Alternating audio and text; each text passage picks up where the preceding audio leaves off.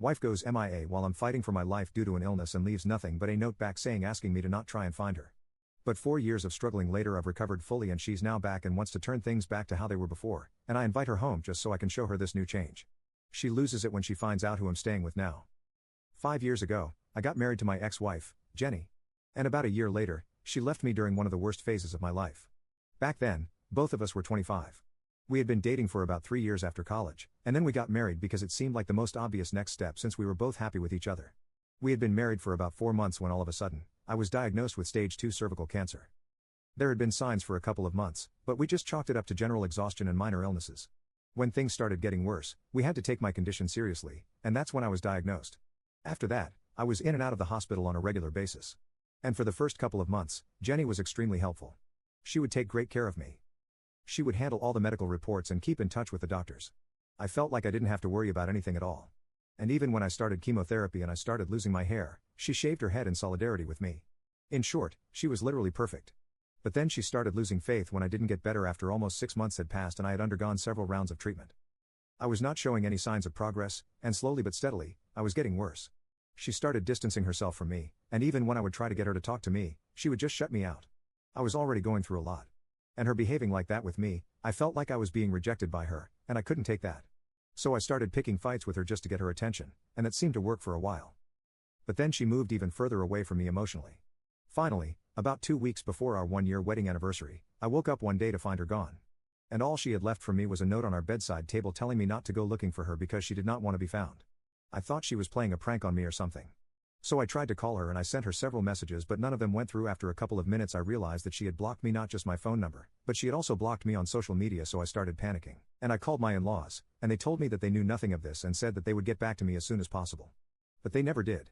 I told my parents about it, and they moved in with me so that they could take care of me in her absence, which we assumed would be just a couple of days. Unfortunately, she just never came back. And after she disappeared, I tried my best to look for her, but I was never able to find her again. She was just gone for good, and it took me a really long time to recover from that emotionally. And I was incredibly depressed for a long time afterwards. I tried getting in touch with my in-laws several times after her disappearance from my life, but after that first phone call, they never responded to me until a month later. They visited me, but they were acting very cold and weird. And later on, they disclosed that they were only here because they needed to serve me with divorce papers. I was devastated and I realized that they had been in touch with Jenny, but they refused to let on anything else. I was told that she wanted nothing to do with me anymore and that she was really sorry about this, but it had to end this way because she couldn't just waste her life with me anymore. I was really hurt because I could tell that the only reason she left was because I had cancer and she didn't want to take care of me anymore. It's not like I didn't understand what she was going through. It must have been tough on her, but the least she could have done was have a conversation with me. I think after 3 years of being together and 1 year of marriage, that's the least that we owe each other. One honest and transparent conversation about our feelings, but she didn't think that she owed me even that. And that's why she left without a word. It took me a while to come to terms with it emotionally, but after her parents served me with the divorce papers, I signed off on it without any drama. It was already pretty obvious to me that there was nothing left to fight for in this relationship anymore. So it was better to just let it go in a dignified way. I obviously did have a lawyer go over everything with a fine-tooth comb, but in all honesty, her terms were pretty fair. Besides, in 1 year of marriage, we didn't really have any joint assets and neither of us wanted to drag this thing out. So after getting done with the waiting period, we finalized our divorce without even coming face to face with each other. Everything that I had to communicate with him, my lawyer spoke to her parents and the lawyer about it and that was it. And especially since this was an uncontested divorce, there was no need for us to meet each other earlier. That was it. After that, I did not hear from my in-laws either. And even though I was completely shattered, I knew that I had to keep going somehow. My condition had started worsening because of the heartbreak that I had gone through. And even though my parents were trying to be strong for me, I could tell that it was hard for them to see me like this. For their sake, I knew that I couldn't just give up on my life and go, even though it probably would have been easy for me back then. Anyway, I decided that I was going to fight for my life, and I don't know if it was a mental thing or if the treatment started working, but somehow I managed to make it through. I'm doing fine right now. And for the past 3 months, I've been cancer-free. It wasn't easy for me at all. And for the past 4 years, all I've done is try to be thankful for my life. Part of that gratitude meant that I was ready to give myself a second chance at love. And that's why I agreed to let my ex-wife move in with me 6 months ago. Some background information about me and my ex. Her and I met in college and dated for 2 years, but parted ways shortly after graduation because we wanted different things from life. My ex, let's call her Anna, and I were part of a larger circle, and that's actually also how I knew Jenny since she was part of the same circle. After we graduated from college, we didn't exactly keep in touch. But a couple of months after Anna and I broke up, Jenny reached out to me and we started talking. We became friends, and within a few months, she confessed to me and told me that even when we were in college, she had always had feelings for me but never acted upon it because I was with Anna. Now that we had broken up though, she wanted to ask me out. And after a couple of months, I finally said yes. So that's how we ended up together. But even after we got serious about our relationship, Jenny always seemed to be a bit insecure about Anna. And so even though I had been friends with Anna after our breakup, I ended up slowly phasing her out of my life and eventually blocking her altogether because I knew that Jenny didn't feel comfortable with Anna. Our common friends told me that Anna had been very disappointed that I had ghosted her and blocked her after I got with Jenny. But, honestly, there was nothing else that I could do. And at the time, Jenny was more important to me than anyone else because I was very serious about her. Eventually, I obviously ended up marrying Jenny and forgot about Anna altogether. But then we ended up getting divorced. And even though I never posted about it on social media or went public with it, I did tell a few friends of mine, and I'm guessing that's how Anna found out about our divorce and my diagnosis. So 5 months after my divorce was finalized, Anna reached out to me via email. She told me that she was really sorry about whatever I was going through, both the divorce and the cancer. She also said that she would really like to be friends again, but she would understand if I didn't feel comfortable with it. She was just very sweet in that email, and she ended by saying that she wanted me to know that she would always be here for me if I ever wanted somebody to talk to. However, back then, I was still reeling from the shock of Jenny leaving me, so I didn't respond to it for 10 months. I did think about that email from time to time, and I even thought about responding, but I couldn't bring myself to actually do it until 10 months later when I had finally made my peace with the fact that Jenny had left and she was not coming back. And I had told a few of my friends about it, and they had insisted that I at least talk to her in a friendly capacity. So that's exactly what I did, and I really didn't have any intention of getting back together with her or whatever. I just wanted to clear the air between the two of us because she was obviously making an effort to do the same. I responded to her in a completely platonic capacity, and that's how we got to talking eventually. We went back to being really good friends, and it was nice to have somebody to talk to on a regular basis, especially since Anna really understands me more than anybody else, to be honest. And I did have my other friends, but with her, I'd always had something special, and talking to her made me happy. My parents also noticed that and encouraged me to keep talking to her even if we were just friends. For a few months, we would only speak online, and then she started visiting me at home. Slowly but surely, we started getting closer again. And even though I was not ready to get back with her or anything of the sort, she did not give up on me. Last year, she finally told me that she had never really fallen out of love with me, and getting to know that I had started dating Jenny had been a huge heartbreak for her. But knowing that I was happy was enough for her to stay away from both of us. But now that Jenny was gone and we had become friends again, she felt like she had to tell me the truth that she loved me and she didn't expect me to get back with her, but she just needed to get it off her chest. I appreciated her honesty, but I was very confused because it had been 3 years since my divorce, so I always felt uneasy thinking about Jenny and our past together because we never really got any closure. So I was very conflicted about whether I should try to move on or not, even though I really liked Anna. And, honestly, I was pretty sure that I loved her now even more than I had before. My parents and friends talked to me and reminded me that it had been 3 whole years since my divorce. And if Jenny hadn't come back by now, it meant that she never cared about me and never would. So I decided to give myself a second chance, especially since I was getting better health-wise.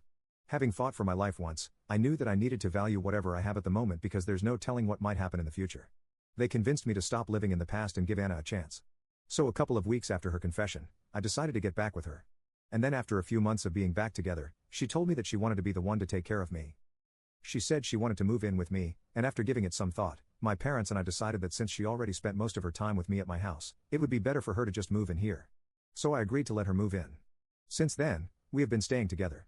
It's been great. I love having her around. And a couple of weeks after she moved in, once she was familiar with my routine, my parents moved out. They still visit me on a regular basis, obviously, but they finally have some time for themselves as well. And I guess they really appreciate it. I'm not ready for a second marriage as of now, but Anna and I have discussed the idea. And maybe in some time, we will think about getting married. However, for the past couple of months, I've just really been happy that I'm cancer-free and living with Anna, who really loves me, and I really love her too. Everything was just perfect until earlier this week when Jenny reached out to me. She had finally unblocked me everywhere and had sent me a message on Facebook telling me that she had realized that she had treated me really badly and I didn't deserve that. Of course, it was not in my control that I had been diagnosed with cancer and I was not responding well to the treatment, but she was getting frustrated and did the cowardly thing and decided to just take off without even discussing it with me. She said that she owed me some closure and honesty more than anything, and she wanted to get back together with me because in the past 4 years, all she had done was miss me terribly. She said that she was ready to give our marriage a second chance, and if things go back to how they were, even if that meant that she was going to have to take care of me for the rest of her life. She said that she was ready to do it all, and I decided to ask her to visit me, but not for the reasons that she believed. And here is where I might have been the a-hole because my intentions were very obvious. I was trying to hurt her. I hadn't posted about my diagnosis or my recovery anywhere. Only my family and close friends knew that I was fine right now. So she had obviously still assumed I was struggling with cancer. And after taking some time off for 4 years, she decided to finally come back to me. It was so insulting that she had believed that I was going to take her back after how she had treated me and pretended like I wasn't even a part of her life for the past 4 years. I was furious when I had read that message because it was clear that he actually genuinely believed that I was just going to take her back. No questions asked. She hadn't even bothered to explain to me what she had been doing for the past 4 years. That's how confident he seemed. I was very upset about it, so I decided that I was going to teach her a lesson. So I invited her home just so that I could show her how my new life was. She had no idea that I was staying with Anna because I've never been one to go public with my relationship. I only even posted about Jenny online when I got married. So right now, very few people know about my relationship with Anna and, obviously, none of these people have been in touch with Jenny. That's why a couple of days ago when Jenny showed up at my house with flowers and chocolates, the first thing that I did after opening the door to her was call Anna to the door and tell Jenny that while I really appreciated her apology, the flowers and the chocolates, I had moved on with my life and I did not want her back. She immediately started losing it because, obviously, Anna was the one person she was extremely insecure about and had always been. She started freaking out at me, telling me that I had betrayed her and stuff and even accused me of cheating on her. I don't understand how it counts as cheating if I hadn't even been with her at the time that I started dating Anna again. But anyway, I didn't care about her reaction because all I had wanted to do was give her a shock, and I had succeeded in doing that. So while she was having a mental breakdown on my porch, I decided to shut the door on Anna and I went back to watching TV. For the record, I hadn't told Anna about it, but she didn't really have a problem with what I had done. However, my parents and my friends thought that there was no reason for me to do this. I could have just let it go because this was me just inviting toxicity into my life again. And if I'm being honest, I don't exactly think that they were wrong because after she left that day, my in-laws haven't stopped trying to contact me because they think that I have been completely heartless. They said that if I had moved on already, then I shouldn't have agreed to invite their daughter over to my house and give her false hopes because she had actually been feeling sorry about everything that she had done and wanted to fix things with me, which is why she had taken the effort to reach out to me and come to visit me. They are accusing me of trying to ruin her mental health on purpose, and they even have the audacity to suspect me of having had an affair with Anna all along even though they know for a fact that for the past 4 years, I had nothing on my mind apart from getting better. And before we got married, I had blocked Anna out of my life altogether just for Jenny, so I don't understand how they have the audacity to accuse me of having had an affair with her. Anyway, they are trying to make me out to be the villain and are acting as if their daughter was completely innocent in this whole situation. And like I said, my parents and friends are already against this. They have told me that what I did was very unnecessary. They can understand that I felt the need to get back at her, but at the end of the day, it doesn't change the fact that it was kind of petty. They're not exactly making a big deal out of it, but they have spoken their mind and I feel kinda guilty about what I did. I could have avoided all the drama if I had just not responded to her at all. And I knew that I had been petty, but now I feel bad. However, I still don't think that I need to apologize to her or whatever because I don't think that it's such a big deal. I definitely do not think that it's a big a deal as her parents are making it out to be, especially considering the fact that she had literally left me while I was fighting for my life and had gone missing in action for the next 4 years, not even showing up for our divorce. Her parents also hadn't tried to be apologetic for it, so I don't understand why I'm expected to be forgiving and just let everything go, especially when my in-laws know how their daughter had treated me back then. Anyway, AITA for inviting my ex-wife home just so that I can show off my new life. Update 1. Hi. So thank you so much for all the comments on my post. It was all really helpful. First things first, I did speak to my parents and my friends about why I did what I did. I don't deny the fact that I was petty, and I definitely don't deny the fact that it was completely unnecessary. I could have totally avoided all the drama by just not responding to her. But I felt like I needed to get some closure. I didn't think things through. I made the decision in the heat of the moment, so it was probably not the best way to deal with it. But I don't have any regrets about it either. They didn't have much to say. We just decided not to talk about it because it really wasn't worth it, and it wasn't exactly as bad as you guys think. I guess I might not have been able to communicate properly in the post or something. But just to be clear, my parents and my friends were not insisting that I apologize to my ex or whatever. They had just told me that they didn't exactly agree with what I had done, and they had left it at that. They hadn't tried to guilt trip me like my in-laws were doing. And now that we have spoken about it, we have decided that we are just going to agree to disagree. It's really not a big deal for them and nothing in our relationship has changed. So we are fine. The only problem that I'm dealing with right now are my in-laws because they are very upset with what I did. They think that I have emotionally tortured their daughter by inviting her over and they think that I owe her a huge apology. I'm not even joking. They have sent me several emails telling me that I need to apologize to her in person and that I need to clarify that I didn't have anything to do with Anna while we were together because, apparently, she has completely broken down. I don't understand why my in-laws expect so much of me, especially since we haven't had much of a relationship ever since the divorce. They knew that what their daughter was talking to me about was incredibly wrong, and yet they had been on her side and had helped her hide from me during the divorce. I'm not completely blaming them, but they were a huge part of the reason why I was never able to get any sort of emotional closure from Jenny while we were separating. So how come it was back then, but now, since it's Jenny's mental health at risk, all of a sudden, I need to talk to her and give her an explanation for everything. She didn't think that she owed it to me back then, neither did her parents. So I'm just playing by the same rule book now. Update 2. So it's been 3 days since my last update, and I have been having no problems. But, of course, that probably did not sit well with Jenny and her parents. Anna and I work from home, but I guess they didn't know that. They probably assumed that Anna wouldn't be at home if they showed up in the morning.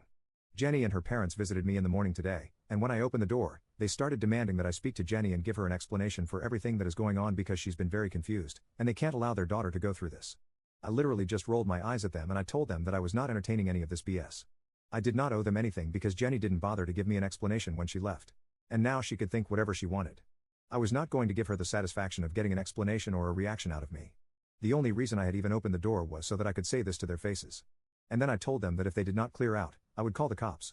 Then Jenny started screaming at me, saying I came back for you, and you did this to me, after everything I have done, how could you, I came back for you, telling me that I was a horrible human being for what I had done. She called me petty and selfish and then she started cursing at me. When she started screaming, Anna had heard that and she came to my side. She looked furious and I could tell that it was taking her all she had to keep herself from having a go at Jenny and I really didn't want to do that. So I took my phone out and I told Jenny and her parents that they had to leave or I really would call the cops. After bickering with me for a couple of seconds, they finally left because I had started dialing even though they did not let go of the opportunity to curse at me some more. That did not affect me though even though it really made Anna mad and she cursed right back at them. But finally, they left. And luckily, Anna told me that she had started recording everything on her phone. So even though there is hardly any video of any of this happening, she has a full audio recording of Jenny yelling at me, and she didn't stop recording until they had left. Now that we have this, we know for a fact that the next time they show up, we will not only be pressing charges against them, but we will also be contacting our lawyers to file a restraining order against Jenny and her family. But I really hope that we don't have to go through all of that and that they leave me alone after this because I think I've said whatever I had to. Update 3. Hey. So it's been a couple of days since Jenny and her parents showed up at my house. After that, they did not try to contact me anymore, and I was really relieved. I did speak to a couple of my friends about what had happened, and they told me that what I had done was kind of petty and unnecessary. The way they were reacting right now was unhinged, and they thought it would be wise for me to speak to a lawyer just in case. But I don't think I'm going to need to do that because last night, I received an email from Jenny, and she told me that she's moving to Europe with her parents and she's never going to bother me again. Apparently, after she left me, she moved to California for her new job. She had applied to it while she was still with me, but she couldn't bring herself to talk to me about it because she knew that it was impossible for me to relocate at a time like that, and neither did she want me to even consider it. But she would feel like a horrible human being for leaving me while I was struggling to live. So she admitted to being a coward and said that she left so that she could avoid any sort of confrontation. And even though she had had a couple of flings in the past 4 years, she could never get serious with anybody because she always regretted whatever had gone wrong with me. Recently, she had applied for a position in Europe and she had been back here for a couple of months so she could convince her parents to move with her and have a fresh start. That's why she had reached out to me as well because now that she was back in town, she had at least wanted to apologize to me and give our relationship another shot. But after seeing me with Anna the other day, she realized that she had no right to intrude in our lives, especially not after everything that she had put me through. And she definitely did not have the right to question me either, nor her parents. So now she was doing the decent thing and leaving me alone. She said that she did not expect to be forgiven because all of this was coming too late and it was just too little. But she wanted to apologize for everything that she had done because she had been a coward. And even she had no right to be throwing tantrums and sending her parents after me the way she did. She knew that Anna loved me and I was happy with her. So she's going to stay away from me now, and I have to say I'm really glad that she came to this conclusion. I did not reply to that email, but I did make Anna read it. And my friends and parents read it as well. They think that this is good enough to put an end to whatever had been going on, and I agree. So now we can all finally, collectively move on from this. This is good because in a couple of months, I think I would like to get married to Anna and start a new chapter in my life with her. I guess I finally got the closure that I needed, and I'm finally ready to get married again, to start a family and just live my life to the fullest once more.